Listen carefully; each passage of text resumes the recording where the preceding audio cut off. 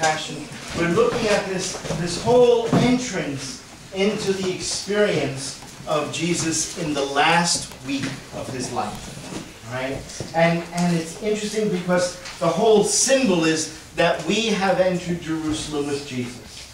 We are on trial. We're before Pilate. We're before the chief priests. We're before Herod. We're there. Right? That's the idea. We are there.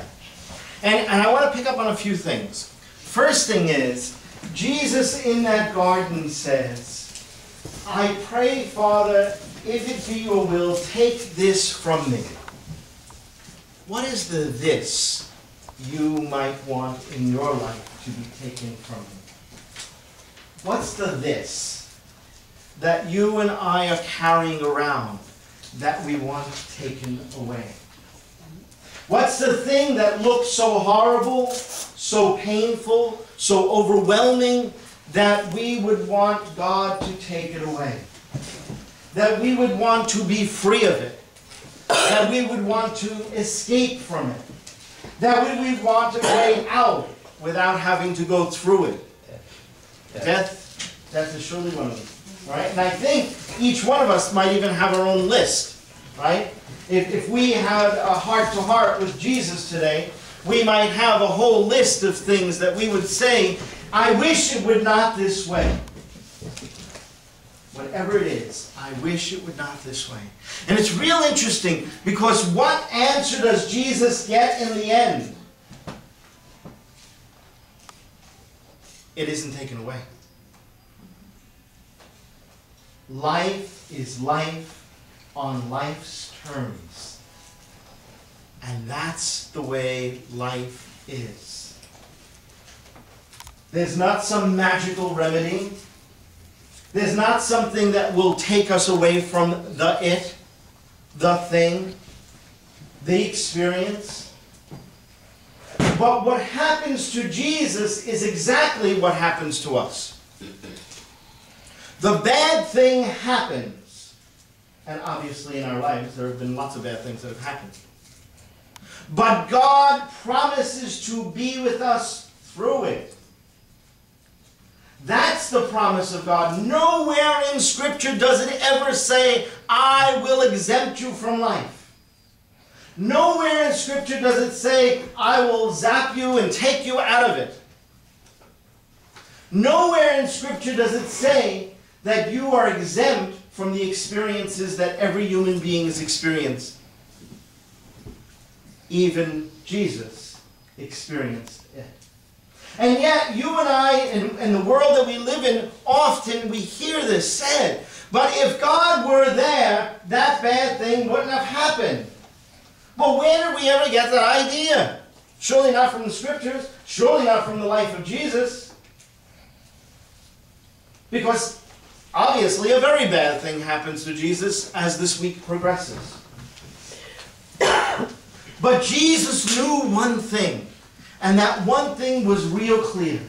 No matter what happens, no matter how bad it gets, no matter how horrible it is, even when you're hanging on a cross and you're bleeding to death and your arms and feet are nailed to that wood, he could say, Father, into your hands I commend my spirit.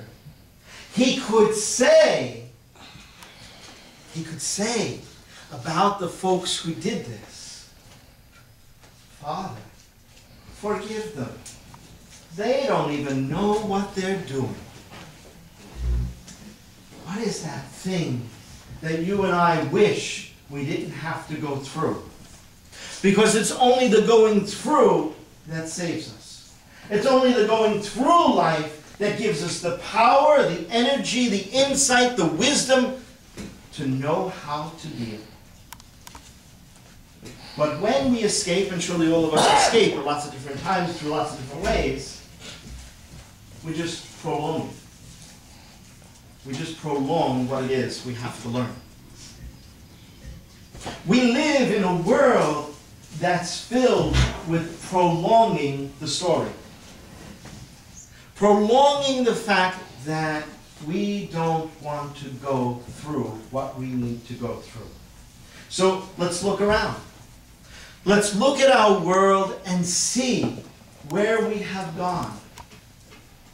We can look at the greed of the Ponzi experience, of how many people did this guy rob? How many seniors are left without retirement money? And how he could say he doesn't want to go to jail now. Like, shouldn't he be able to stay in his penthouse? Greed is what we can hide behind. Right? We know about him too, unfortunately, that he didn't even invest the money that they gave him. He outright lied to folks. To folks like you and me who trust him with life savings or whatever else. Or we could look at our countries, North America and the United States, or any of the other countries in the Western Hemisphere, right? And what have we done? We've talked about military power, we've talked about riches, and we have used up the resources of the earth so that what we call the third world could starve to death. It's not that we don't have the resources to feed the entire world, because we do, but we don't have the will. We use food as barter. We use food as control. We use food as power against people who can't give us what we want or what we think we need from their land. Or we could look at you and me when we believe the illusions that are set before us day and night. You put on the television and you are bombarded with illusions. If you drive this car, you really have made it. Right? If you wear these clothes, you will be spectacular. And everybody will know how important you are. If you use this toothpaste, you will have no relationship problems at all. All right? So it's just anybody who's having any problem with relationships, if you just buy the right toothpaste. Okay? That will do it. Right? Just do you see the illusions? One after the other after the other. And even now as the automobile companies are falling apart and begging for money and all the crazy stuff that's going on, even now notice that when you watch television, every time there's a commercial slot, there will be 4 commercials for cars. Even when we can't afford the gas to go in the cars, there are 4 commercials for cars. Right? Because it means you've made it if you have a car. And if you have a car that is a certain look or something. If it looks like a tank. And it does Hummers. All right? All right? But again, what is that? They're not even practical. I mean, it's not even, okay? Do you see what we do? The illusions are so powerful. And you and I, part of our culture, we buy into them. We buy into them just like, it's not like those people did. Right? It's not like them over there did. We do. Right? Or how often can we wish to win the lottery? Right? Yeah. So that we wouldn't have to, how many times you hear this one? So I wouldn't have to work anymore. As though work was an evil thing. Right? To work is a good thing. We were made to work. To use our minds, right? To use our creativity.